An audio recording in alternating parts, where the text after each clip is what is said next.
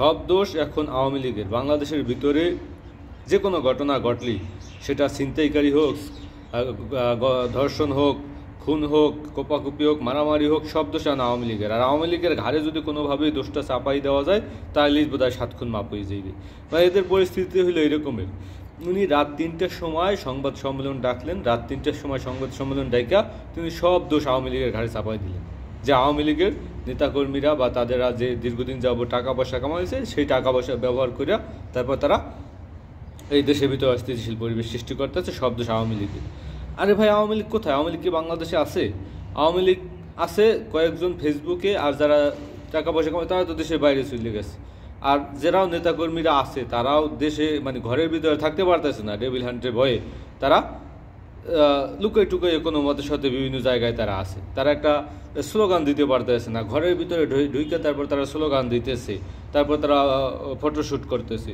এরকমের একটা পরিস্থিতির মধ্যে দিয়ে আওয়ামী লীগ যাইতেছে। এখন আওয়ামী লীগ এই পরিস্থিতির মধ্য দিয়েও তারা ডাকাতি করে, তারা ছিনতাই করে, তারা দর্শন করে, এটাকে বিশ্বাস করতে হবে। আর এটাকে বাংলাদেশের মানুষ বিশ্বাস করে, মানে কোনো কিছু হইলেই আওয়ামী লীগ, কোনো কিছু হইলে আওয়ামী লীগ, একটা পাত মারলেও আওয়ামী লীগ। কী সব গাঁজাখুরি গল্প এরা শোনায় যায় দেশের মানুষকে, আল্লাহই জানে। ওনাকে বলা হলো যে আপনাকে পদত্যাগের দাবি উঠছে ঢাকা ভার্সিটি থেকে, আপনি কি বলেন? বলো না, আমি পদত্যাগ কেন করবো? আমি তো আন্ডা পারতে আছি, আমি আগেও আন্ডা পারছি, এখনও আন্ডা পারি, ভবিষ্যতে আমি প্রচুর পরিমাণে আন্ডা পারবো, প্রশাসন শুদ্ধ আন্ডা পারবে, আন্ডা পারতে পারতে বাংলাদেশ কি সব ভরিয়ে ফেলাইবে, এরকমের পরিস্থিতি। মানে নির্লজ্জ বেহায়ার মতো কথা বলতেন, দেখুন ন্যূনতম লজ্জাবোধ নাই। এবং এক একজনে 2টা মন্ত্রণালয়ের দায়িত্ব নিয়ে নিছে, 2টা 3টা মন্ত্রণালয়ের দায়িত্ব নিয়ে, মানে পারে না একটা মন্ত্রণালয় চালাইতে, এদেরকে 2টা বাংলাদেশে কোনো যোগ্য ব্যক্তি নাই, এরাই হইল যোগ্য ব্যক্তি, এবং এদেরকেই এক একজনকে 3-4টা মন্ত্রণালয় দিয়ে রাখছে।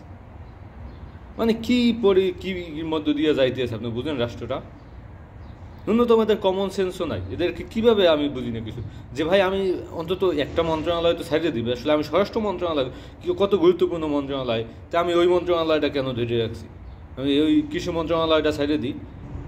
একজন আসিফ নজরুল আছে, 3টা মন্ত্রণালয়ের দায়িত্ব নিয়ে নিছে, প্রবাসী মন্ত্রণালয়ের দায়িত্ব নিয়ে নিছে। বিমান টিকিটের দাম বাড়লে এটা তো আমার মন্ত্রণালয়ের দায়িত্ব না, এটা তো বিমান মন্ত্রণালয়ের দায়িত্ব।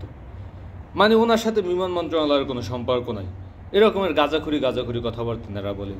এদের ওই অথর্ব উপদেষ্টা, এদেরকে আসলে ঝাড়ুপেটা করে এই উপদেষ্টা পদ থেকে বাহির করা উচিত।